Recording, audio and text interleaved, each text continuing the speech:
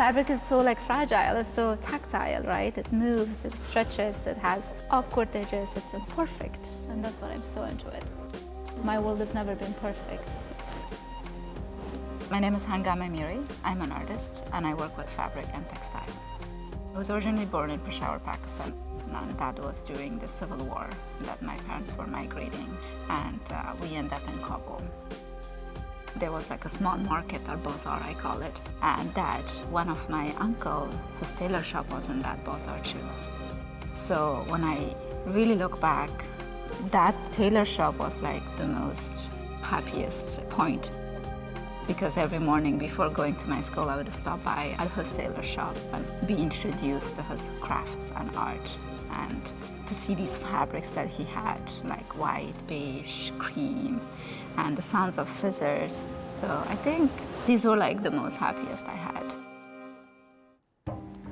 I have this memory of going to school, and suddenly I would see like teachers and students be in a very worrisome moment. And that was the time that everyone was just like listening to the radio. And the radio were preaching rules that women are not allowed to go to schools and women are not allowed to work. A few of my aunts were teachers in that school as well.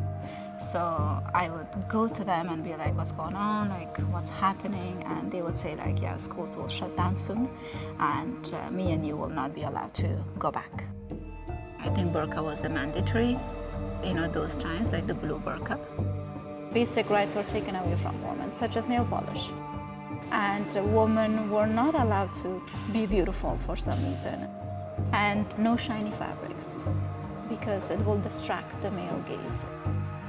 For me, growing up, seeing these evidence and seeing my mom slowly not wearing this beautiful, colorful nail polish, it was sad.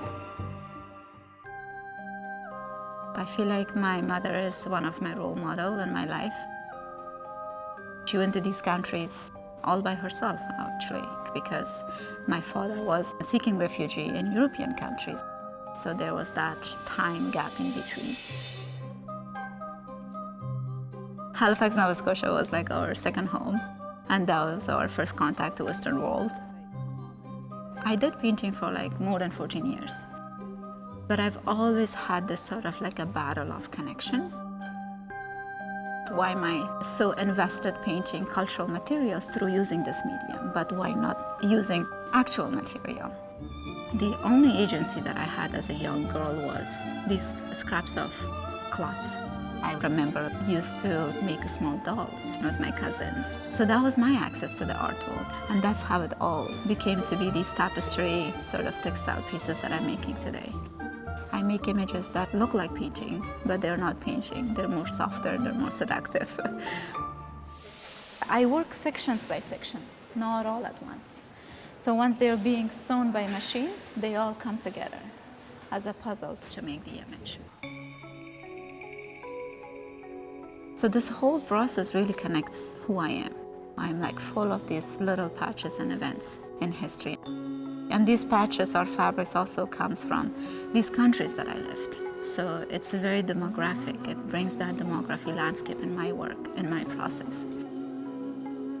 The entire installation has 11 works suspended from the ceiling, and each work depicts a still life. And these still life are either found, either being pointed at, or either being reconciled. There were a lot of internal displacement when the Taliban, took over. So a lot of people end up selling their domestic objects for an economic issues. So seeing those sort of reality from afar away and seeing myself as a diaspora artist, I've also been in search of these lost objects. I really wanted the installation to have this idea of like dance, this idea of like moving through the images. You somehow find yourself in between life, in between these objects that I'm presenting. Also trying to point at certain objects in order to be touched, in order to reach out, in order to be remembered. So that's the gesture that I'm bringing. The pieces have hands, and the majority of hands has this beautiful red nail polish. And they're very shiny because I use the silk or polyester that kind of reflects light.